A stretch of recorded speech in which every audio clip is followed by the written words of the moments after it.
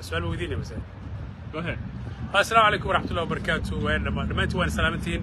waxaan joognaa early voting center meeshaan waxaa u taaganahay waxaa weeye la dagaalanka ama horumarka bulshadeena jaaliyadeena qaasaan Columbus. meeshaan waxaa weeye sharciyaha lagu soo saaraa ama lagu jaangooyaa sharciyadaasna waxaa laga arkaa dadka soo baxa iyo codkooda intii aqoon leeyihiin.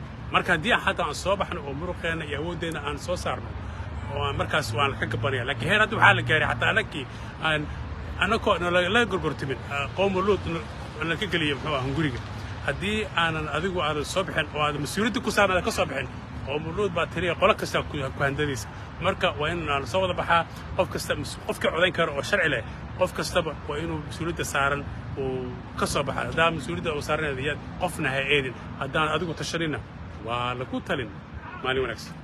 عليكم وجدين ولي وين جوجنا 5 o'clock على الحرايا عبداده ها ورماهي هذا وين سعتها شغله وين سعتها شغله واسعتها markaan la soo xiriiro dadka soo baxan codkooda ha dhiibtaan wiilka Soomaaliga ah loo codeeyo Soomaalinimadu waxay ku fiican tahay qof kale inuu garab istaago waxaan u baahanahay in awoodeena muujino soo baxa codkiina dhiibta 5 daqiiqo inuu ku qaadan mayso inaad codeysaan marka waxaan ka codsanaynaa inaad soo baxdaan وين اسقرب استاغنا قف كستا او ترتمايا ويل iyo gabar Soomaali qofkii loo taagan waa u taagana soo baxo hal imaado qofka raadi raba waa soo qaadayna wajid ilaa 8:05 ala 8 in the morning la fura 5 na waa la xiraa qofkii ride rabo qofkii wax kasta laga caawina inside insha Allah nala soo xiriira insha Allah noo imaado ilaa 5 aan joognaa.